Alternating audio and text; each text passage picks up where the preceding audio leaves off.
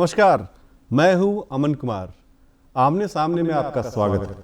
जैसा कि आपको पता है कि आमने सामने में हम झारखंड की राजनीति और ब्यूरोक्रेसी चलाने वाले लोगों के जीवन और उनकी जो कैरियर है उनके कुछ अनछुए पहलुओं को आपके सामने लाते हैं।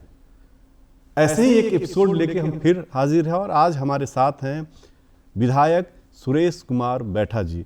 ये कांग्रेस से कांके विधानसभा से इस बार चुने गए थे।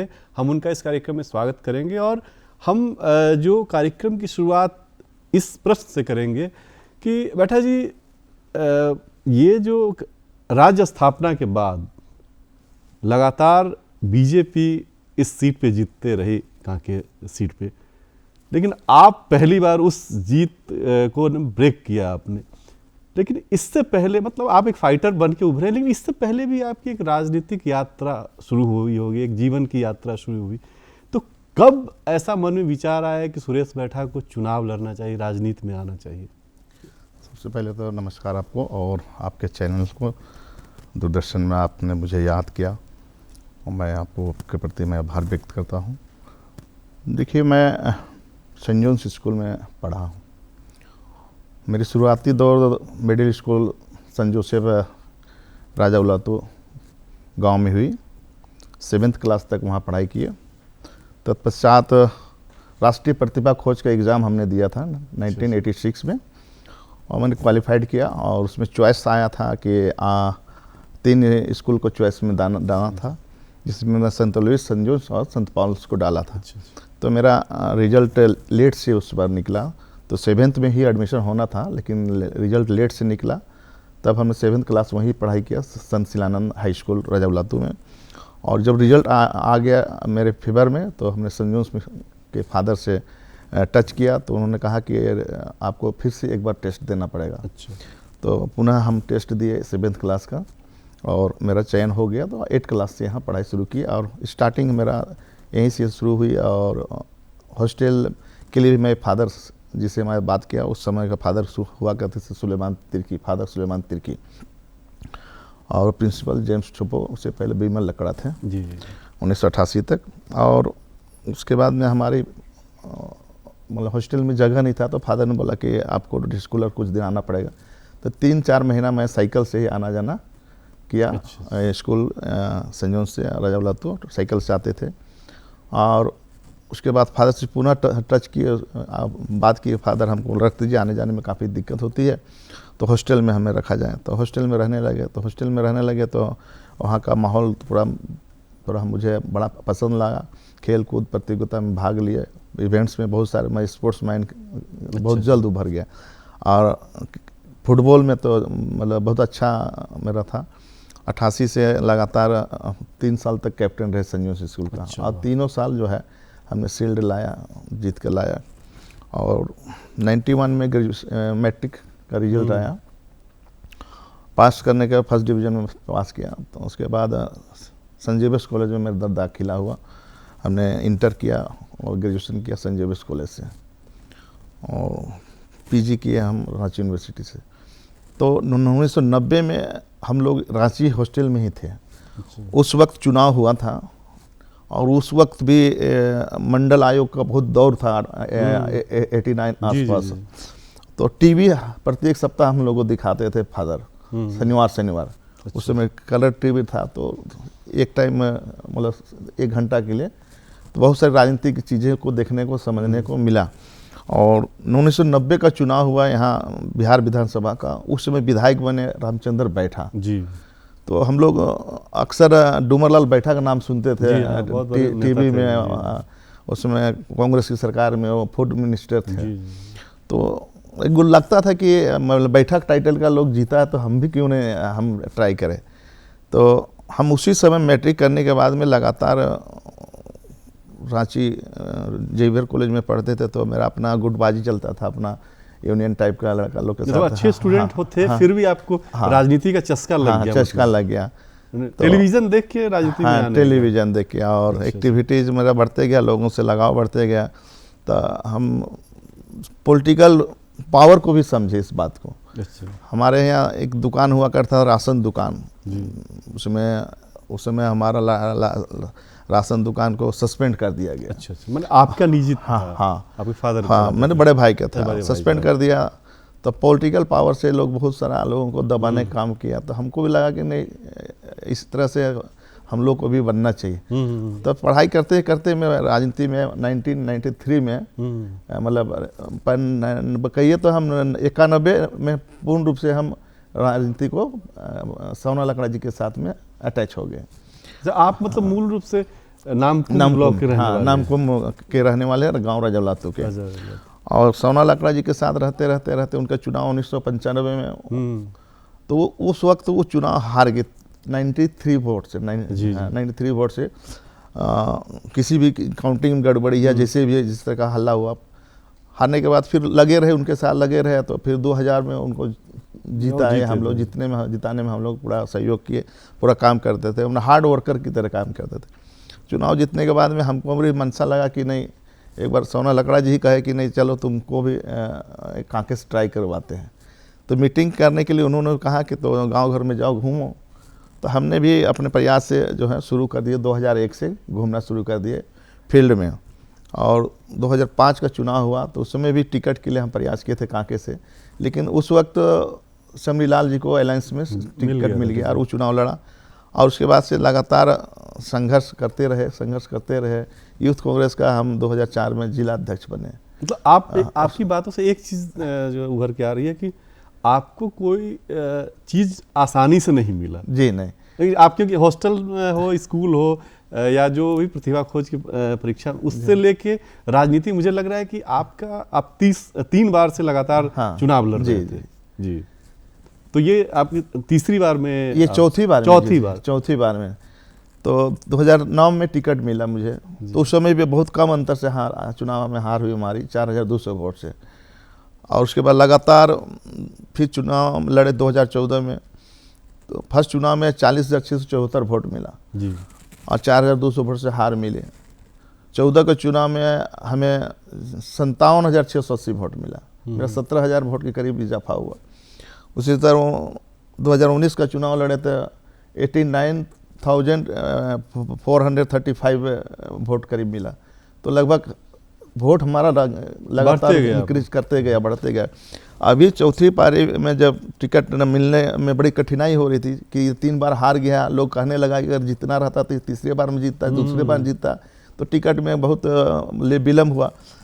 अंत में मुझे टिकट 24 अक्टूबर को कई लोगों के नाम भी उभर के आ रहे थे, कुछ जो रिटायर्ड ब्यूरोक्रेट्स लोग भी। जी 24 अक्टूबर रात में मिला। तो माँ उस समय बीमार चल रही थी, माँ को हमने बताया आके, और उठाने का भी प्रयास किए थे। माँ बेहोशी हालत में थी।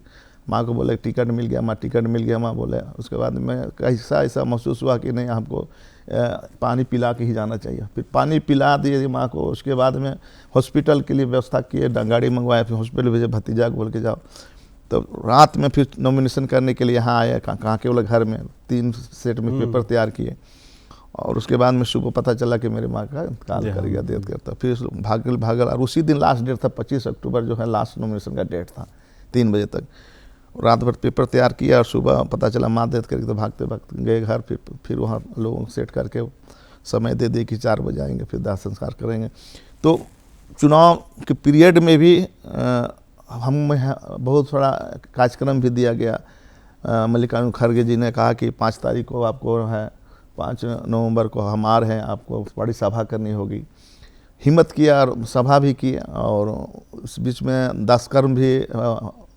दोनों चीज़ जो लगातार आपके लिए चुनाव बहुत टफ था, क्योंकि एक तरह जो है बहुत कम समय बचा था, आपको टिकट मिला, माँ का चले जाना, कांके जैसा टफ सीट, मतलब आपके लिए बहुत मुश्किल था। मेरा एक सवाल मेरे जहन में आ रहा है कि आप, जैसा कि आपने अभी तक बताया कि आप बहुत मजबूत फैमिली, जो आर्थिक रूप से मजबूत फैमिली के नहीं लगते हैं, और लगातार 4 चुनाव लड़ना, क्योंकि कहा जाता है कि चुनाव बहुत महंगा जो है ना, वो शौक हो गया है। तो ये कभी मन में इस निराशा का भाव नहीं आया कि अब कुछ और काम कर लिया जाए या कुछ, क्योंकि इतना पैसा इकट्ठा करना, पैसे की व्यवस्था करना, कार्यकर्ताओं को शुरू से मेरा पैसा कमाने का लालसा रहा। जब हम लोग 1980 में हमारा दुकान था हम लोग का, हम लोग का कड़वा तेल मिट्टी तेल का दुकान हुआ करता था। तो मतलब कम ही उम्र में हम दुकान बैठना शुरू कर दिए थे, मतलब दूसरा तीसरा क्लास में थे और उसी समय से जो है तेल बेचना शुरू कर दिए थे। बड़ा भाई स्वर्गीय भीम बैठा जी, अभी नहीं हमारे वजह 93 में डेथ कर गया, जब मेरा इंटर ही लिख रहा था डेथ कर गया। तो शुरू से बाजार जाने का मेरा था, हम लोग हर रविवार को बाजार जाते थे, आधा क्लास करते थे संजीवनी में, शुक्रवार दिन जाते थे, तेल बेचने जाते थे, बैंगडी जाते थे, टाइमरा जाते थे, आप कभी कभी गुदली पोखर भी आ जाते थे, नामकू बाजार, रामपुर साप्ताहिक बाजार को हम अटेंड करते थे। तो पैसा का मतलब कमाने का हमारा शुरू से था और पॉकेट मनी जो हमारा घटता नहीं था, इसी चलते कि हम अपना स्वरोजगार। बाद में तो फिर आप नेतागिरी शुरू कर दी, तो तेल बेचना? हाँ नहीं, उसके बाद 2000 में हम तेल बेचना बंद कर दिए। अच्छा, 2000 बंद करके उसके लिए बाजार मिला, ठेका लिया, बाजार में ठेका लिए, ठेका पड़ता है, कुछ काम ठेकादारी भी थोड़ा बहुत मिल जाता था, करते थे। तो धीरे धीरे मतलब हमारा ना तेल भरना या मेंटेनेंस करना, ये हमारा भगवान की कृपा से कभी कम नहीं हुआ, आते गया और अपना इन्वेस्ट करते गए और किसी से हम मांग के काम चलाने का काम अब तक नहीं किए हैं। अच्छा। ये मैं अपने से जो भी जरिया हो, जैसे जो भी सोर्स हो, उस सोर्स का हम उपयोग करते थे और सही जगह पर हम उसको उपयोग में लगाते थे। लेकिन कांग्रेस में टिकट पाना भी, मतलब कांग्रेस की जो अंदरूनी राजनीति है वो तो आप भी जानते हैं और मैं भी पत्रकार के तौर पर समझता हूँ कितना मुश्किल है कि आप एक अच्छे कार्यकर्ता हैं फिर भी आपको आखिर समय तक आप श्योर नहीं रहते कि आपको टिकट मिलेगा। देखिए, कांग्रेस पार्टी हो या भारतीय जनता पार्टी हो, ये आज के डेट में कांग्रेस पार्टी समृद्ध रही है। कोई को होता है कि पार्टी में हमसे पार्टी चलती है, ऐसा नहीं है। तो कांग्रेस पार्टी सही में इस देश की माँ है। नहीं, समुद्र तो है, हाँ। लेकिन उसमें कई वेल मछलियां भी हैं। वेल मछलियां हैं, वेल मछलियां हैं, डुबाने में लगी हुई रहती हैं। बहुत सारी वेल मछलियां रहती हैं और छोटी मछलियों को खाने काम करते हैं, इसमें कहीं दो राय नहीं। लेकिन हम वैसे बड़े बड़े मछलियों के बीच में हम नहीं रहते थे और दोनों का जो सेतु का काम हम नहीं, अपने जो है अपने पावर पे और अपने विवेक पे ही आज तक पॉलिटिक्स किया है। किसी के कहने पे या किसी के दबाव पे हम पॉलिटिक्स नहीं किया, हम अपने विवेक से किया और हमको कब कहाँ किस तरह हमको काम करना है। और हम तो शुरू से कांग्रेस पार्टी में पार्टी के प्रति लॉयल रहा है, कभी हम पार्टी चेंज नहीं किया, ना पार्टी चेंज किया, ना आपका लीडर चेंज किया। हमने एक लीडर जिसको पकड़ा, पूर्व में सोना लकड़ा जी थे तो उनके साथ रहते थे, सोना लकड़ा जी के साथ साथ हमने सुबोध कांत सहाय जी को हम लीडर मान के चले और उनके छत्र छाया में रहे। सुबोध जी आपके लिए काफ़ी संघर्ष भी करते मैंने देखा है सुबोध जी को। लेकिन अब ये, क्योंकि अब तो चेंज का दौर आ रहा है, सुबोध कांत सहाय साबना लग रहा तो गुजर गए, सुबोध कांत सहाय अब बुजुर्ग हो गए हैं। तो जो झारखंड में हो या देश के स्तर पे हो, जो कांग्रेस जो है जिस बदलाव के दौर से गुजर रही है, तो आपके जैसा कार्यकर्ता क्या महसूस कर रहा है, उसके सामने क्या संकट है? देखिए, अभी जो जातीय पॉलिटिक्स होता है और उस आधार पर लोग अध्यक्ष बनाते हैं, तो निश्चित रूप से आज जिस तरह से राहुल गांधी जी जो सोच लेकर चले हैं, जिसकी जितनी आबादी उतनी हिस्सेदारी, और ST SC OBC माइनॉरिटी का जो उन्होंने जो सिद्धांत लेकर चल रहे हैं, आज के डेट में यही फैक्ट है कि आप वैसे लीडरों का विचारों को लेकर चलना चाहिए ताकि उसको हिस्सेदारी मिल सके। लेकिन केवल अगर रिजर्व सीट, अगर आप ये बात करते हैं तो रिजर्व सीट छोड़ के जनरल सीटों पे तो देखिए, जहाँ जनरल सीट है जनरल लड़ेगा, उसमें कहीं नहीं, लेकिन जहाँ रिजर्व सीट है वहाँ तो वैसे लोगों को ढूंढ के देना ही पड़ेगा, जगह पे लाना ही पड़ेगा। मेरा सवाल ये है कि ये जो बदलाव की स्थिति है और जिस तरह से राजनीति का स्तर हो गया, आप दिल्ली और रांची करते होंगे, जो VIP कल्चर हो गया, उसमें आम कार्यकर्ता के लिए कितना मुश्किल हो गया है अब? देखिए, बहुत लोग पहुंच वाले होते हैं, पैरवी से बनते हैं, लेकिन अब हमको नहीं लगता है कि किसी की पैरवी की जरूरत। हम तो अपने आप को साबित किया है, हमारा तो कोई पैरवीकार नहीं। या दिल्ली में हम कभी वैसा पॉलिटिक्स भी आज तक नहीं किया है कि दिल्ली में जाके बैठे और आगे पीछे हो। हम जमीनी पकड़ वाले हैं और ज़मीन को पकड़ के चलते हैं। अपने वर्कर के साथ हमारा डेली संवाद होता है, डेली बैठते हैं, और जो शुरू से मेरा लगा हो आज भी है, और इसी लाइन लेंथ पे हर व्यक्ति को चलना चाहिए। अच्छा, ये बहुत अच्छी बात है कि ज़मीन से जुड़ के रहिए, तब आपका तो विधानसभा ही बहुत बड़ा क्षेत्र है ये, तो इतने बड़े विधानसभा क्षेत्र को संतुष्ट कर पाना काम, जो कई जो आपने वादे किए होंगे उसको पूरा कर पाना कितना संभव दिख रहा है? देखिए, हम चुनाव जीते हैं उस समय से अब भी हम बैठते नहीं। हमारे यहाँ रोज़ जनता दरबार लगती है और जनता का जो भी प्रॉब्लम्स होता है उसको हम सोल्व तुरंत करते हैं। तुरंत हम फ़ोन लगाते हैं संबंधित पदाधिकारी को, और अगर चिट्ठी देना हो तो चिट्ठी भेजते हैं और संतुष्ट करके ही भेजते हैं। अभी मान लो कि 5 करोड़ विधायक मध्य में आया है राशि, करीब करीब हम 101 योजना को स्वीकृति प्रदान कर दिया। अच्छा।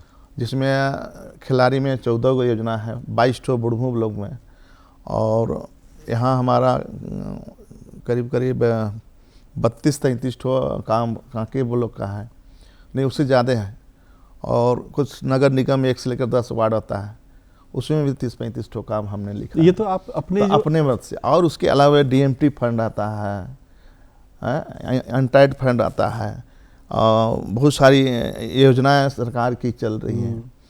तो हम लोग का माइंस एरिया है खिलाड़ी, उस योजना में बहुत गड़बड़ी की शिकायत आ रही है कि जो उस वक्त जो गड़बड़ी किया है उसको जांच भी होना चाहिए। क्षेत्र सब कुछ ठीक चल रहा है ना, और हम तो साफ कहते हैं जो भी गड़बड़ी किया है एजेंसी उसको पकड़े और उसको जो भी सजा देना चाहे कानूनन देना चाहिए। एक तमाम विधायकों की एक शिकायत, मतलब जिनसे मिली बात कीजिए, वो ये बोलते हैं कि ये अफसर लोग जो है ना वो सुनते नहीं है बात को। ये क्या संकट आपके साथ भी ये परेशानी होती है? नहीं, हम तो अपने मन के अनुसार लोगों की पोस्टिंग अफसर से अगर तरीके से अगर हम बात करते हैं तो काम होता है। हम कोई ऐसा अफसर से आज अभी तक हमारा कोई ना का जवाब नहीं आया है, और हमने बात किया है और लोग किया भी काम।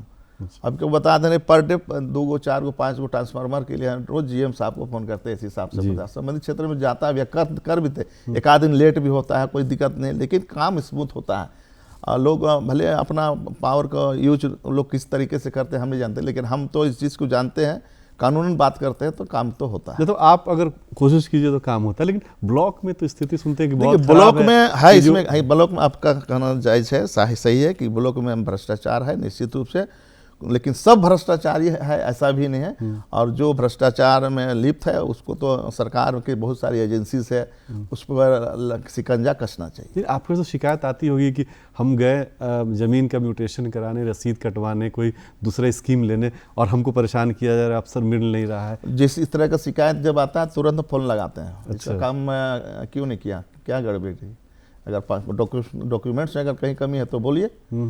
तो नहीं सर ठीक है भेज दिया जाए, बोलते भेजते हैं, फिर काम करता है। तो कोई दिक्कत नहीं आपके क्षेत्र में?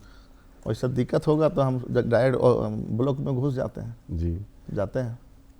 लेकिन ये मुझे समझ में नहीं आ रहा है कि जो मंत्री बनाने की जो बात आती है, आप वह भी कह रहे थे कि राहुल गांधी जी कहते हैं कि जो जिसकी जितनी आबादी उसको उतना मौका मिलना चाहिए, लेकिन मंत्री बनाने की बात आती है जब महागठबंधन में, तब जो दलित समाज जो हमारा है उसकी भागीदारी जो है ना वो नहीं दिखती है। ये कभी आप इस पे सोचा है आपने, कभी चिंता हुई है कि नहीं मौका मिलना चाहिए? देखिए, अभी हम खुल के आपके चैनल में से बोलना चाहेंगे, पार्टी ने ये निर्णय ली है, पार्टी के निर्णय को हम लोग मानते हैं, लेकिन अगर मैसेज देने की बात अगर थी तो हमारे जैसे दलित लीडर को अवसर देना चाहिए भी, क्योंकि हम संघर्ष किया, हमने पार्टी के प्रति भी लॉयल रहा, नेता के प्रति भी लॉयल रहा, और माटी के लोगों के प्रति भी लॉयल रहा।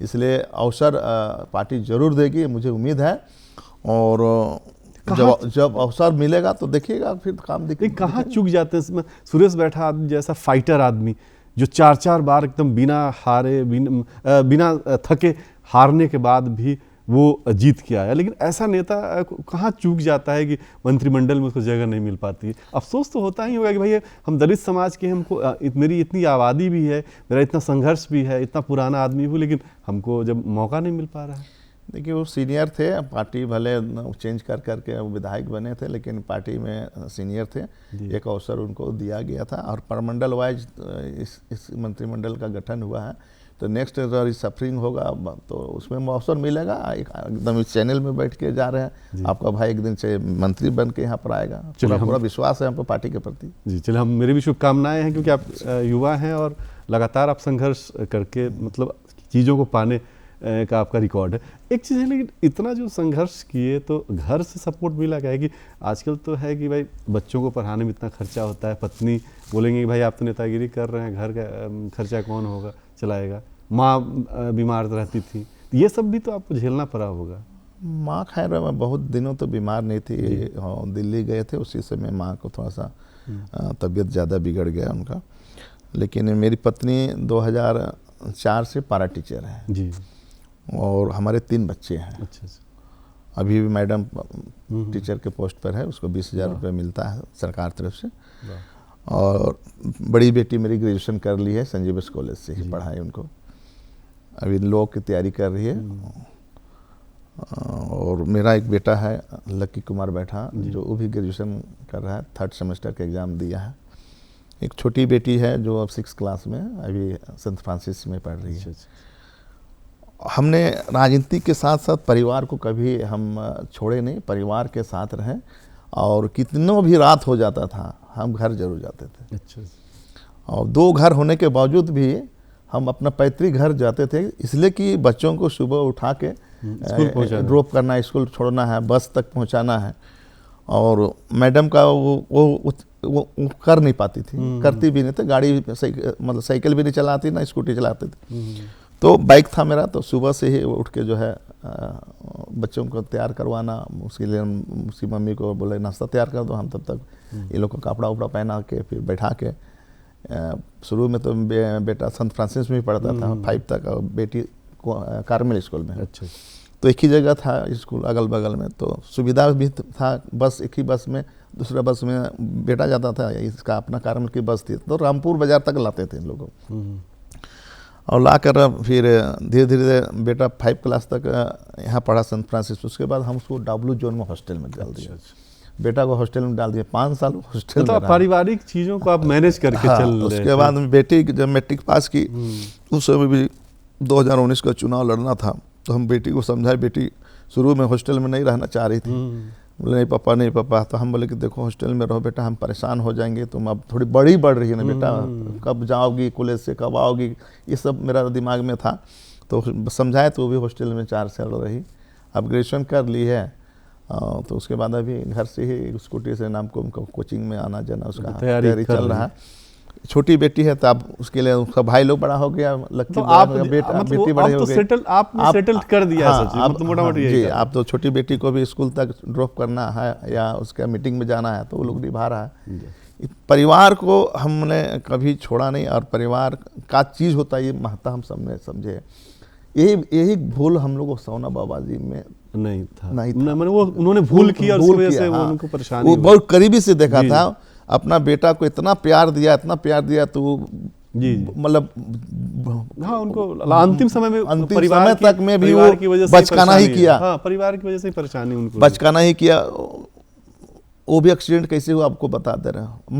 मजाक में ट्रक उधर से आ रही थी जी, और ट्रक को पार करने के चक्कर में जो वो रोक दिया गया, और ट्रक अनबैलेंस होकर बस उसको दोनों, ट्रक वाला भी बरगांव का ही था। तो इस हिसाब से देखते हैं कि हम बहुत बच्चों को गाइड करते हैं, मतलब बेटा आना जाना बहुत सावधानी से करनी है। और परिवार अगर एक बार टूट गया तो हमेशा के लिए टूट जाता है, गार्जियन अभिभावक। मतलब राजनीति आप कर रहे हैं तो परिवार को भी ध्यान दीजिए, नहीं तो फिर कोई मकसद नहीं है।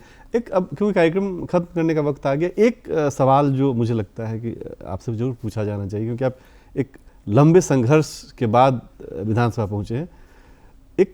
स्ट्रगल करता हुआ सुरेश बैठा और विधायक सुरेश बैठा में क्या अंतर महसूस होता है आपको? देखिए, जो संघर्ष करता है ना, उसको हमेशा और संघर्ष करना चाहिए। चाहे जैसे मंत्रिमंडल में अभी पाना हो जगह, उसके लिए भी आदमी को अपना चाल चरित्र ठीक रखना होगा, और लोगों के साथ संवाद हमेशा रखना चाहिए।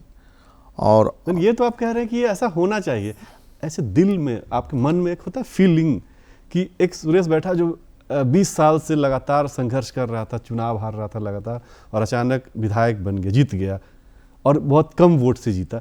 तो क्या चेंज आपको ऐसा महसूस हुआ कि अब, या कुछ पुराना ही कुछ? नहीं, हमारा शुरू से सब विधायक बन गए तो बहुत बड़ा रुतबा आ गया, ऐसा भी नहीं। हम शुरू से जो है चुनाव हारने के बाद भी लोगों के बीच में रहे, और आज भी हैं। तो लोग कहता है तो तुम पहले से भी ज़्यादा और मेहनत कर रहे हैं। तो हमको कभी फील नहीं हुआ कि विधायक बन गए तो हाँ, एक चीज़ हो गया कि सिग्नेचर पावर हमको मिल गया, और इसी आधार पे हम अपना जो है अफसर लोगों से संवाद करते हैं तो काम होता है। पहले भी लोग करते थे लेकिन कम करते थे, अब है कि वैधानिक पद पर आ गए, संवैधानिक पद पर आ गए तो मेरी बात को लोग सुनते हैं और लोग करते हैं। इवन कि झारखंड के कोई कोना भी हम जा रहे हैं तो वहाँ से भी कोई शिकायत आती है तो हम वहाँ के अफसरों से भी हम बात करते हैं। इसलिए इतना फील होता है जरूर कि हम विधायक बने तो मेरी काम हो रहा है, जनता की काम हो रही है यार, ऐसी लाइन लेंथ पे हम चलने का प्रयास कर रहे हैं। चलिए, आने वाले दिनों के लिए आपको बहुत बहुत धन्यवाद बैठा जी। आपसे एक अच्छी बातचीत हुई। आप दर्शकों ने भी सुना होगा कैसे संघर्ष करके कोई सफलता पा सकता है, और इस संघर्ष के दौर में परिवार को भी आप अपने साथ रखेंगे तो आपको बेहतर रिजल्ट आएगा। सुरेश बैठा जी का ख्वाब है क्योंकि ये लगातार संघर्ष करते रहे और ख्वाब को इन्होंने अचीव भी किया है, तो आगे भी अचीव करेंगे। मुझे उम्मीद है कि इन्हें हम मंत्री के रूप में जल्द ही अपने दूरदर्शन के स्टूडियो में बुलाएंगे। कार्यक्रम को खत्म करने का इजाज़त दीजिए। पूरी टीम ने हमारे साथ काम किया है, पूरी टीम को इजाज़त दीजिए काम खत्म करने का। नमस्कार, प्रणाम।